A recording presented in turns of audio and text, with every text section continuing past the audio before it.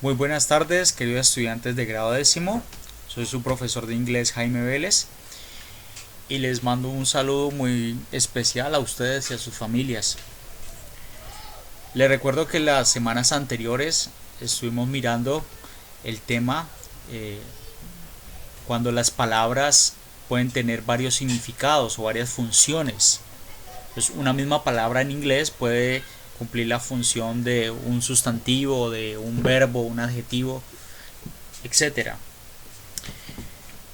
Me preocupó un poco encontrar que algunos de ustedes no tienen muy claro el concepto de qué es un verbo, qué es un adjetivo, qué es un sustantivo. Entonces he querido reforzar ese tema o esas bases para la clase de hoy. En primer lugar, miremos esta imagen y respondamos esta pregunta. ¿Qué tienen en común todas estas palabras? Fly, cook, sing, dance, swing y todas las demás. ¿Qué tienen en común? Por un lado, se refiere a acciones, cosas que podemos hacer. Por otro lado, son palabras que podemos conjugar. Por ejemplo, la primera, fly, volar. Podemos decir en tiempo presente, yo vuelo, tú vuelas, él vuela, ella vuela, nosotros volamos, ustedes vuelan, ellos, ellas vuelan, etcétera. Así con cada una de estas palabras también podemos hacer el mismo ejercicio de conjugarlas en tiempo pasado, tiempo presente, tiempo futuro. Y lo otro que tienen en común todas estas palabras es que al conjugarlas, perdón, al traducirlas al español, todas terminarían en ar, er o ir.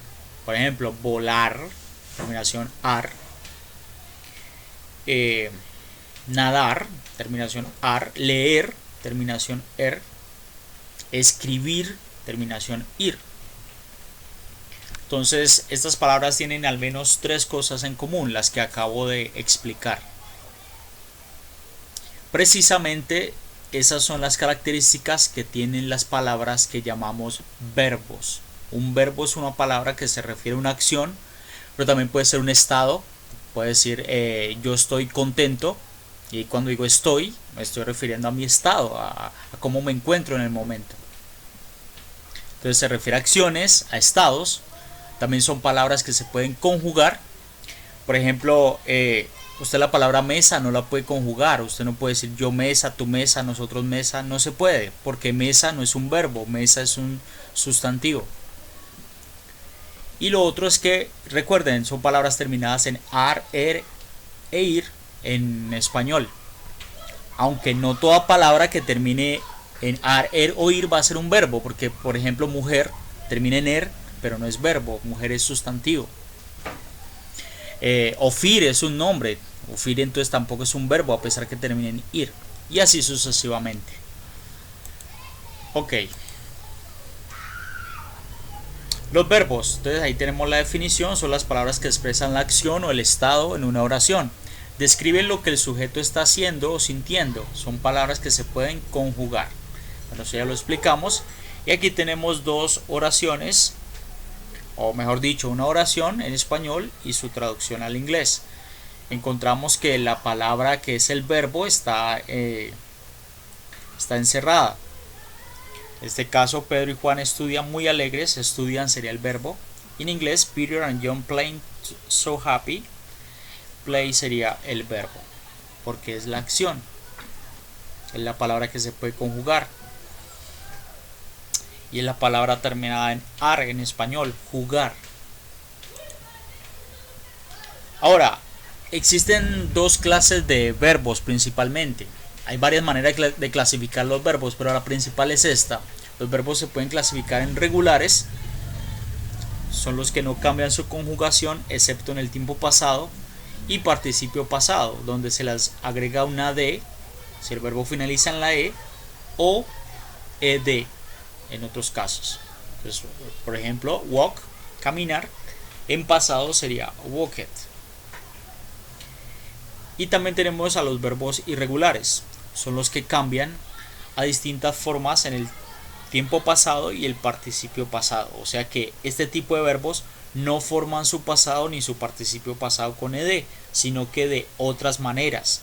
No se regulan, por eso se llaman irregulares.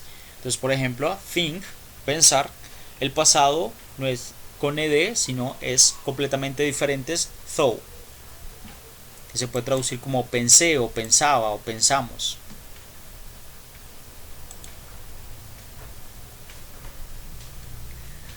Verbos irregulares cuyo tiempo pasado y participio pasado son totalmente diferentes en pronunciación y ortografía. Algunos de los verbos irregulares que pueden ayudar a los verbos principales se les llama verbos auxiliares. Y aquí tenemos a los tres principales del inglés. Son el verbo to be, el verbo to do y el verbo to have, con sus conjugaciones en presente, pasado y participio pasado.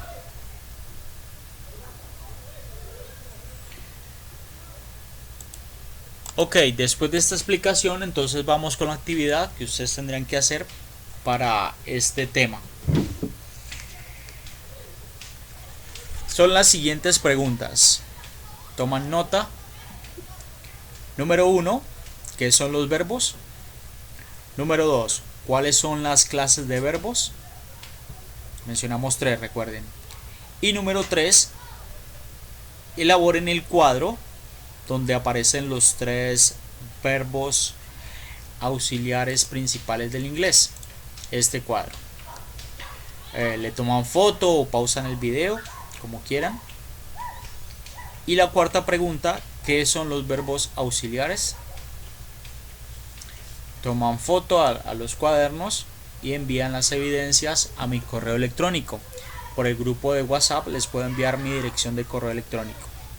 Eso sería todo por hoy. Muchas gracias por su atención. Hasta una nueva oportunidad.